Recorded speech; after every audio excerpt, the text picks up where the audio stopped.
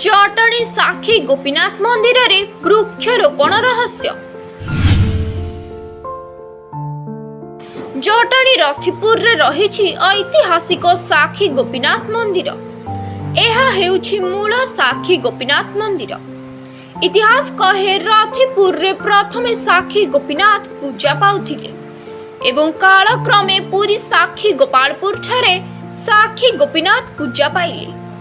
किंतु आज भी रथिपुर रे रहिछि भव्य साखी गोपीनाथ मंदिर। आउ राधा कृष्णंकर जुगल मूर्ति एठारे पूजा पाउछंती। तेबे मंदिर परिचालना कमिटी सदस्य माने रथिपुर साखी गोपीनाथ मंदिर परिवेश को आकर्षणीय करबा पई लागि पडिछंती। सेही क्रम रे मंदिर परिसर रे वृक्षरोपण कार्यक्रम अनुष्ठित हेउथिला।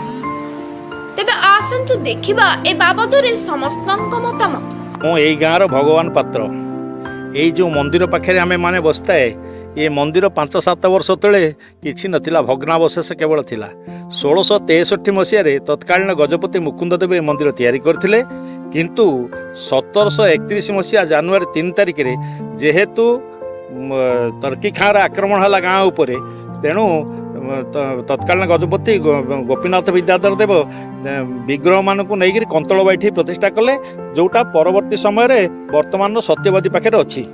आउ गत 2022 मसीहा मार्च 9 तारिख दिन एठारे विग्रह प्रतिष्ठा हला। आ गाँर उद्योगी पिला मानकर एवं अंचल लोक मानकर साहाय्य सहयोग ये मंदिर आज यही अवस्था पहुंची एवं सुचारू रूपे चली।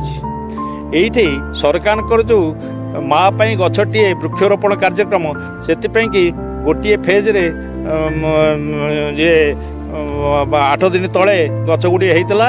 एबे पड़ोशी ग्रामर सुकांत प्रधान एवं आमर पुओ रघुनाथ जेना एमानकर उद्यम रे 100 नड़िया गछ आज रोपण करा जायछि एवं आउरी 100 नड़िया गछ से माने दान करिए एठारे रोपण करा जियो बोली अछि। सेमानकु धन्यवाद। एवं ए गछ गुड़िक हो सारा पर निश्चित ही अंचल आहरी हसी उठिब। रथिपुर ग्रामर ज्योत्स्नामयी जेना, मो हजबैंड होचंती रघुनाथ जेना। मुझे गाँव बहु तो आम गाँव में गोटे मंदिर है साखी गोपीनाथ मंदिर, जो मंदिर की बहुत मान पुराना मंदिर एवं से पुनरुत्थान होती।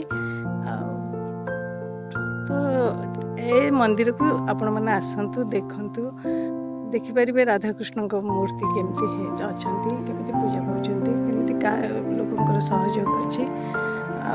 आम कि गछ लगे स्थिर कलु, जोटा कि मंदिर प्रांगण रे लगी गछ 100 गछ नड़िया गछ लगी। आगू भी लगा जाई परिबे आउरी गछ। आर उन्नति लगे गाँववासी आमर जो सहयोगी सब अच्छा हट बाबू आ सुकांत बाबू एम सब सहयोग दौरान तारी भीतर आम मैंने आगे बोली भाव पार्छु। आपण मान सहयोग रहू। आपण मान देखंतु आसिक मंदिर देखिपारे जे केमिति मंदिर हेइछि। बहुत सुंदर मंदिर आ पुरातन मंदिर, बहुत बढ़िया लगुच। आर प्रांगण रे बसिले आपण टिके आसंतु आ देखंतु।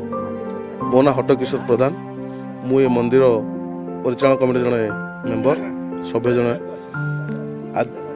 आज जो वृक्षरोपण कार्यक्रम चली द्वितीय थर वृक्षरोपण कर प्रथम थर यज्ञाशीष बाबू द्वारा पाखापि 40 नड़िया गछ और अन्य गछ थिला 40 खंड 100 खंड गछ लगे।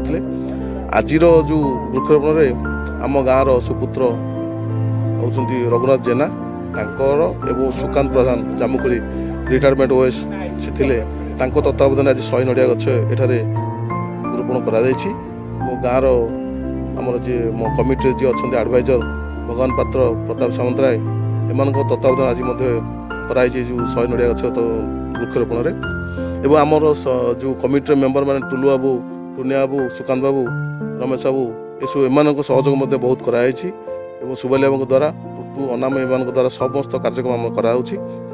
आमर जो युवक मैंने बर्तमान आम बाहरी कि मंदिर जो 1600 मसीहा कि हुए तो पूर्व थी बहुत दिन राजा मंदिर ये थिला। ये मंदिर ऐतिह्य ये गाँव आम ऐतिह्य आम शुणला आम देह हूँ कि ये गाँव आम जहाँ जन्म नहीं ये माटी जन्म नहीं जो माटी ଯୋଦ୍ଧା ଯାଉଥିଲେ କଟକ ଦୁର୍ଗ ରକ୍ଷା କରିବା ପାଇଁ ଏଇ ମାଟିରୁ ତିଆରି ହେଇକି ଯାଉଥିଲେ ଯୋଦ୍ଧା, ସେଇ ମାଟିରେ ଆମେ ଜନ୍ମ ନେଇଛୁ। ଆମେ ମଧ୍ୟ ବହୁତ ଧନ୍ୟବାଦ ଅନ୍ୟମାନଙ୍କ ଅପେକ୍ଷା ଆମେ ବହୁତ ବହୁତ ଧନ୍ୟବାଦ ରହିଛୁ ଏଇ ମାଟିରେ ଜନ୍ମ ନେଇଛୁ। ଏ ମନ୍ଦିର କିଭଳି ଭାବରେ ଉନ୍ନତି କରାଯିବ ଆମେ ଏଇ ଯୋଦ୍ଧା ମାନେ ବାହାରିଛୁ। ଆମ ଏ ଗାଁର ଏ ଅଞ୍ଚଳ ବି ବହୁତ ପିଲା ମଧ୍ୟ ଆମ ସାଙ୍ଗରେ ଅଛନ୍ତି ଯେ ଆମେ କିଭଳି ଆମ ମନ୍ଦିରଟାକୁ ଉନ୍ନତି କରିବା, ଆମେ କିଭଳି ପରିବେଶକୁ ସୁନ୍ଦର କରିବା, ସେଥିପାଇଁ ଆମକୁ ବୃକ୍ଷ ବର୍ତ୍ତମାନ ସରକାରଙ୍କ ଯେଉଁ ଯୋଜନା ଆମକୁ ବୃକ୍ଷ। Bureau report SM news.